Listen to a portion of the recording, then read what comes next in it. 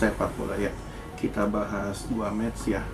Ada dua, yang pertama dari final Piala AFF leg kedua antara Thailand ketemu Indonesia yang berakhir dengan skor 2-2 sekaligus dengan agregat 6-2 untuk Thailand. Selain itu ada juga Arsenal yang kalah 2-1 lawan City. Oke, kita bahas dari Thailand dulu ketemu Indonesia ya. Kalau gue bilang seperti yang gue udah bilang di preview kemarin, kalau di match ini lu harus tampil menyerang. Kenapa? Karena di leg pertama itu mainnya enggak banget mainnya. Lu terlalu main parkir bus, terlalu ke dalam, sehingga para pemain Thailand ini leluasa untuk bisa kuasain bola, ciptakan peluang. That simple. Di leg kedua, di babak pertama, wah mainnya keren Indonesia. Bola kaki ke kaki, pergerakan pemain dinamis. Justru para pemain Thailand ini agak kaget. Kenapa? Karena dengan tempo cepat yang didominasi oleh para pemain muda, Thailand ini nggak bisa ngikutin. Kenapa? Karena mayoritas pemain Thailand ini kan udah usia, kalau di Asia ya, itu sudah mulai usia pertengahan lah, antara performanya sudah lewat tapi belum masuk menurun. Jadi ketika mereka berhadapan dengan pemain-pemain kencang dengan tempo tinggi, pemain Thailand ini nggak kuat. Selain itu juga ketika para pemain Thailand kuasain bola, yang dilakukan oleh pemain Indonesia adalah lu lakukan man marking, nggak cuma satu tapi 3 pemain. Selain itu transisi menyerang bertahan yang bagus. Itu ditunjukkan di leg pertama, di babak pertama dapat 1 gol dan memang layak unggul.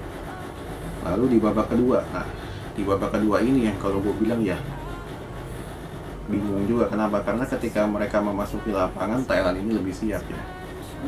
Mereka kembali sebetulnya permainan Thailand antara leg pertama dan babak pertama dengan kedua ini nggak beda.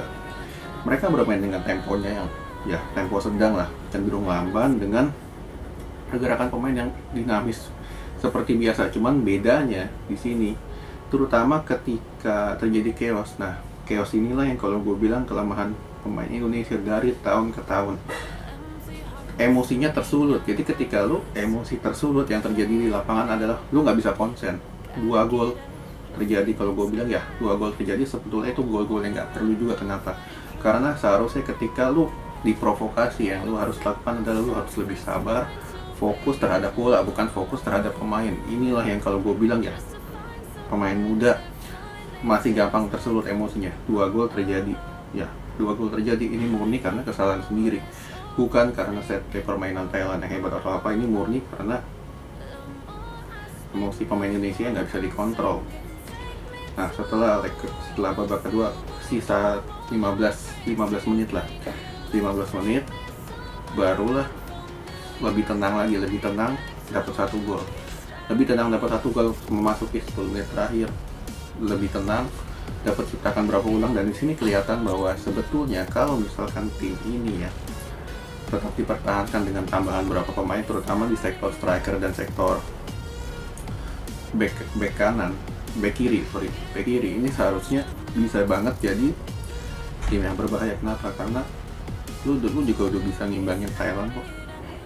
Kalau orang bilang ya Thailand hebat, lu enggak juga. Permainan ini biasa banget, lebih mengandalkan ruang.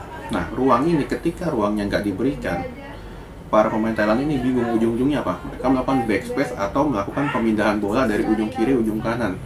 Itu adalah sepak bola textbook yang kalau di Eropa itu udah asing banget. Nah, teknik seperti inilah yang seharusnya bisa dicegah oleh para pemain Indonesia ketika lu lebih banyak pengalaman ya. Semoga selain itu juga dari sisi finishing yang kalau gue bilang ya, lu naturalisasi striker lah, karena striker lokal lu ya kita tahu kualitasnya kayak apa.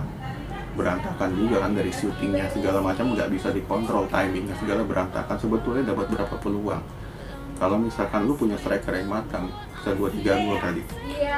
Oke, lalu kita masuk ke Arsenal lawan City. Arsenal lawan City ya, sebetulnya Arsenal pun sama. Di 45 menit pertama Arsenal tampil hebat, beringas ya. Cuman di sini ya kembali lagi, kalau gue bilang tim yang dimiliki mayoritas oleh pemain muda gampang tersulut emosinya. Dan kalau gue bilang kartu merah dari Gabriel, bukan Martinelli, Gabriel, sama sekali nggak penting.